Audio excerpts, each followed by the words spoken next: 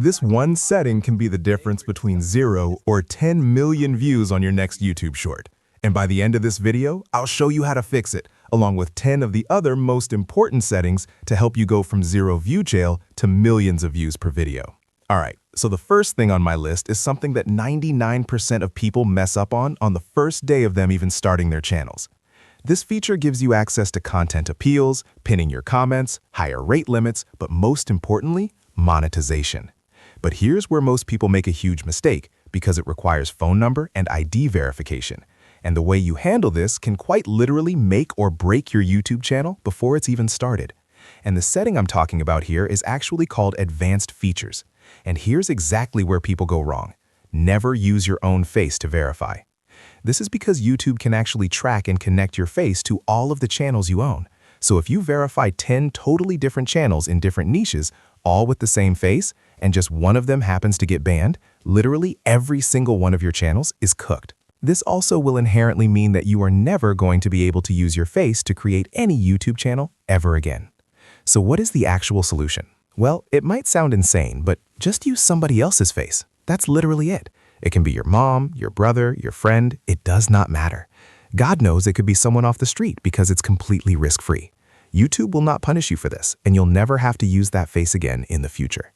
This is especially important on channels that could be considered risky, like AI slop or transformative videos, which, let's face it, if you're already doing YouTube Shorts, most of you are posting this type of content. And if not, get to it, because those channels are completely free money. Branding is also extremely important, but it can actually get your channel screwed over like crazy if you do it wrong.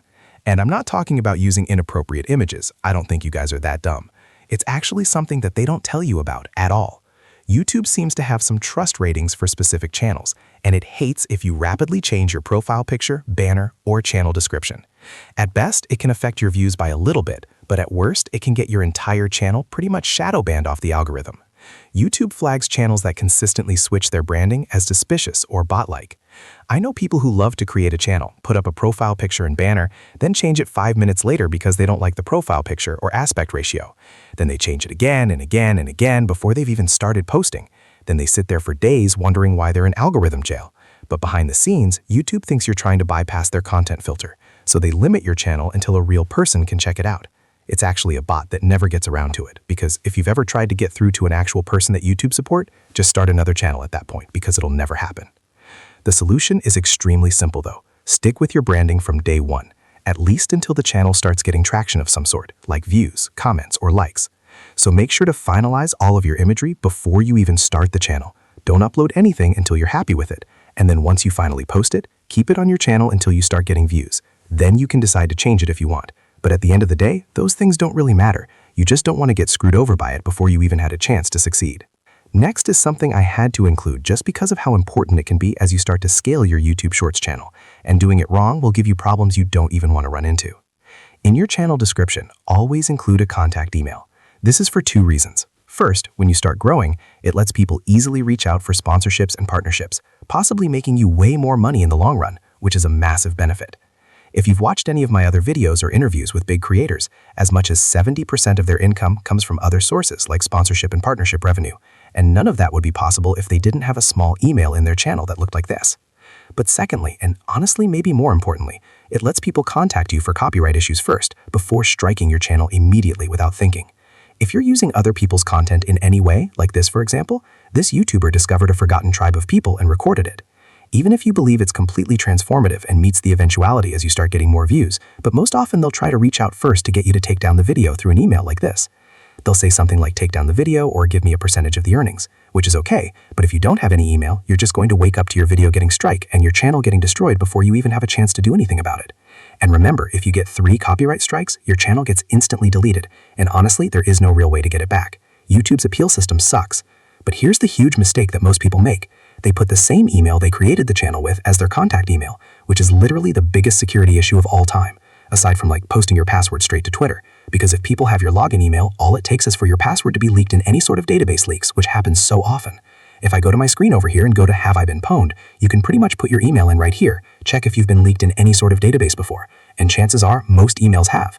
I've checked a bunch of mine over the last few years, and because I'm irresponsible, I've seen my email pop up here as not safe. So do not put the same email you create your channel with as your contact one. which pushed it further. What we did right is that we actually made a similar video to the one they were already point. You should be about ready to start uploading videos if you followed every step I've gone over so far. But there's still a ton of mistakes that people make at this point that don't just ruin your views, but your revenue, which is way more important. To start simply, priority number 1 is to make sure your videos are good quality. And no, I don't mean making actual good content. What I'm saying is making sure the resolution of your videos are above 1080p. There are literally no exceptions to this rule. YouTube only likes to push out the best-looking content possible, so if it detects that you're uploading potato-quality videos, you're not going to get pushed to any algorithm. The only thing you're getting pushed out of is your house, because your parents don't believe in you anymore. I mean, just think about it. Would any of you watch a video that looks like this? Moving on. You might see this Made for Kids section at the bottom whenever you try uploading your videos. Do not press it. This is quite literally a kill my channel button, and that is the best way to put it. Marking videos as Made for Kids disables your comment section, reduces your monetization like crazy because what you're doing is pushing to an audience that isn't willing to spend as much money on ads that get put in your videos. Some people think that they have to mark their videos like this if they're kid-friendly, but that is completely not the case. You should only choose this option if you never expect a single adult in the lifetime of your channel to watch your video, because in reality, that's what's going to happen. These videos do not get pushed onto the main Shorts feed. And that's not to mention that if any of the content you put on your channel is not kid-friendly in any way, and you've selected that button, you are going to get terminated instantly. And there's even grounds for legal action under the Child's Online Protection Act. You can seriously get fined up to $40,000 for breaking these rules. So at the end of the day, just don't select that button. Never press it and click the Not Made for Kids option. Now, what are all these tags and keywords that you see in people's descriptions? The ones gurus tell you that will increase your reach and get you more views. That is complete BS. You need to completely ignore these people because they're setting a bad precedent that is actually going to get you less views in the long run because you end up focusing on the semantics that don't really matter versus making the best videos possible and setting up your channel in the simplest ways. People think adding tons of keywords and tags in your videos are the difference between getting no views and getting millions, but they're pretty much irrelevant. If anything, this can confuse the algorithm and result in lower views and retention on your videos than you would have had otherwise. YouTube already knows what your video is about from the title, concept, and editing. Adding these random words just fogs the algorithm and ends up pushing your videos to totally unrelated places that can actually mess up your content entirely. There's actually a bit of evidence that shows that hashtags in your descriptions can potentially help, but in reality it's probably placebo and isn't going to make a real difference. I mean, I'm a victim of doing this as well, as you can see. The craziest placebo though is the tags that you see over here in the back end. It makes absolutely zero difference, but a lot of people like to cram these with tags that really don't do anything for you and just honestly waste time and effort into you making actual good content. It'd probably be literally better to go and beg people on the street than to put tags here expecting your videos to go viral from it. To be honest, that is how I got my play button. I was out on the streets for multiple weeks. Now this next setting is actually super interesting, because on one hand it could be super useful for some people, but pretty devastating for another group, and I'll explain why that is. It's super overpowered if you're a huge recognizable Shorts channel, but if you're smaller it can actually destroy you. Basically, for the first few hours after you upload your video, the publish to subscriber option will make it so that your video only gets published to subscribers instead of a bunch of random people on the algorithm. So if you've got a huge established viewer base like Zach D Films or Simply How, for example, will pretty much guarantee that your videos get pushed much further because the people that are going to be watching it off the bat are your core audience that love the videos you make. But for smaller channels and more specifically CTA-focused ones that pretty much have a call to action in the middle of the video and get hundreds of thousands of subscribers, just like the channel I ran called Varusi in another one of my videos, this is a death sentence. These videos are specifically made to get new viewers to like, comment, and subscribe on your content. Then YouTube sees the video and thinks it's a Michael Bay level masterpiece, which basically forces it to go viral. But imagine if everyone seeing that video was already subscribed. They would have already done the instructions that you set to them on the CTA, which means that you kill your traction right away. YouTube sees that the stats on the video are not good, therefore not pushing you into the algorithm and killing your videos and channel as a result. The same story follows for non-CTA channels too, it just isn't as bad. So unless your channel is super big and recognizable, you need to avoid this just like girls avoid me. Wait, bro, who is writing this scream? Now at this point, once you're uploading videos that are getting a decent amount of views, your videos are in the algorithm, and you have the groove and ball rolling on your YouTube Shorts channel, how do you scale? That's where the related video section comes in super handy. If you have a video going viral, you should be doubling down making extremely similar content. This is where the related video feature comes in extremely handy because as you can see here, it lets you connect other shorts to your outlier video that's going viral that can pretty much also push that one hard into the algorithm. The issue is this feature is extremely skill-based. If you use it badly, it can actually harm your channel because you can be pushing videos that have nothing to do with the one you actually made, meaning that YouTube starts getting confused about where your audience is coming from, what they actually want to watch on your channel, and that is something you want to avoid entirely. An example on this Varusi channel is we actually made the title of the related video feature press the audio.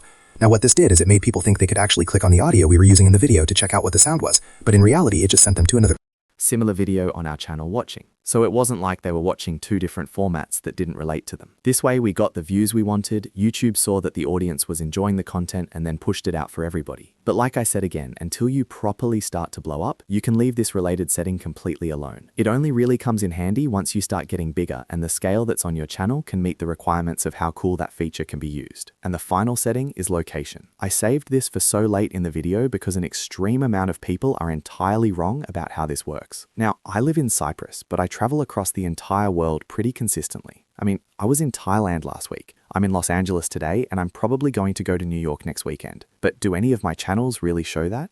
No, they don't. All of them say United States because that's what I set as a default setting on all of my channels, and there is no need for me to change it. Obviously, if your viewer base is from a third world country, you tend to get a lower RPM. That's common knowledge, but this actually has nothing to do with the country you're actually posting from. You could live in Zimbabwe and upload high quality videos, and they'd still get views and go viral, which pay you the same amount as anybody in the United States. I always put the United States on all of my channels, but it really does not matter.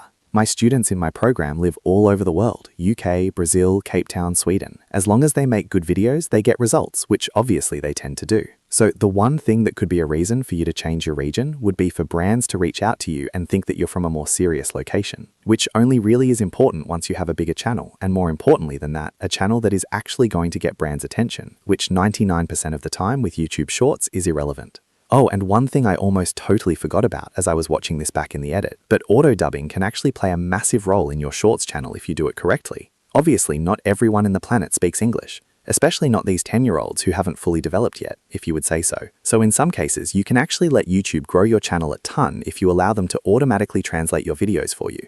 The only issue is, like I mentioned before, is that places like South Africa, Latin America, Eastern Europe all give less money per 1,000 views than the USA, so you really do have to make a bit of a decision. I personally only like to dub videos in channels that are going to hit a few specific countries like France, Germany, because those tend to pay, and obviously not as well as the USA, but still a decent amount enough for you to actually want to pay attention to it. So for some channels, I do think this is a generationally great idea to do, but just make sure your videos make sense to do it in these specific regions. Anyway, that's it. If you do exactly as I said, all you need to do is lock in, make some great videos, and the money will genuinely start flowing in. It happens for me. A few results here from just some of my own channels. This isn't luck, it's honestly just preparation and effort.